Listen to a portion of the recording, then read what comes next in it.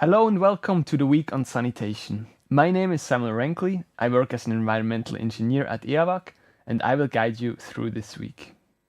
This week on sanitation, you will learn about the method of excreta management in humanitarian crisis. You will know which sanitation products you have to deal with and what functional groups of sanitation technologies exist.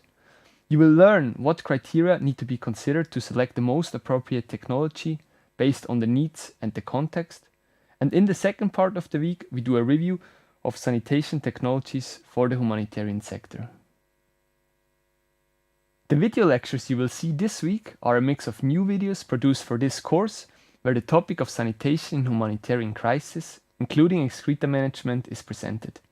In addition to the theoretical part, we have ICRC case studies from Rwanda, Gaza and Liberia to illustrate some challenges and practices of sanitation in the humanitarian sector.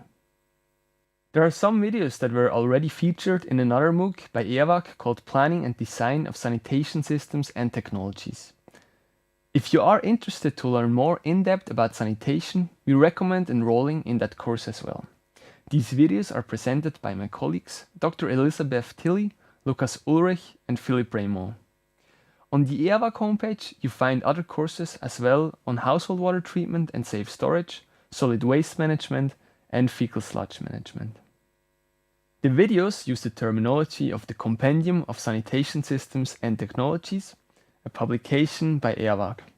The compendium presents a huge range of information on sanitation systems and 57 different technologies. It is currently available in English, French, Spanish, Arabic, Nepali, Vietnamese and Korean, and always check our homepage for new language updates. The compendium is currently being revised and adapted for the humanitarian sector. The update will include more technologies specific for the emergency setting as well as more decision criteria for the humanitarian context. It will be published in 2018. Furthermore, there's a range of books and publications on sanitation in emergencies which you find on the course homepage, so please go there and check it out. Ensuring public health is the first goal during any humanitarian crisis. Sanitation plays an important role in preventing diseases that can become an epidemic, such as cholera, typhoid, and diarrhea.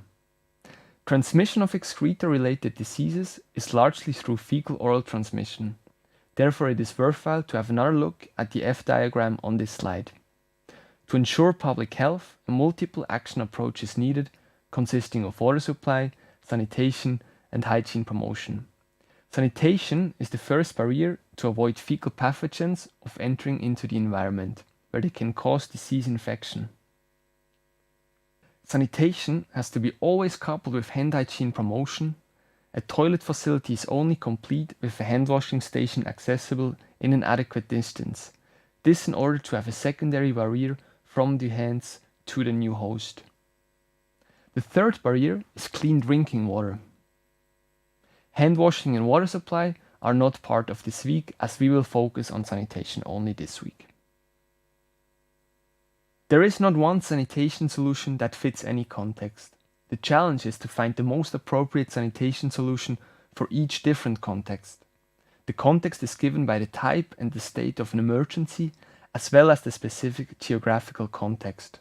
For example, a different sanitation solution was needed for the acute phase after the earthquake in April 2015 in Nepal than for the prolonged humanitarian crisis in the Middle East that is still going on.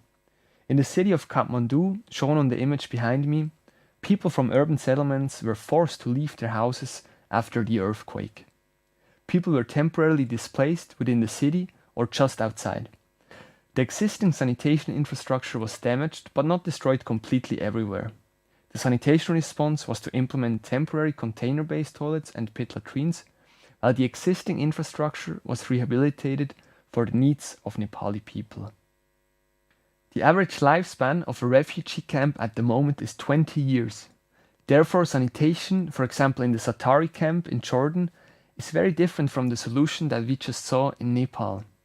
The camp was constructed in the middle of the desert for Syrian refugees. As there is no end in sight to the humanitarian crisis in the Middle East, the sanitation solution implemented there are longer term and improved and upgraded incremental over time. In summary, the goal of this week is to learn what criteria to consider in order to find the most appropriate sanitation solution for each state of each type of humanitarian crisis in a given context. You will also learn about different sanitation systems and technologies. I thank you very much for your attention, and I hope to exchange with you in the forum, and I hope that you learn a lot this week.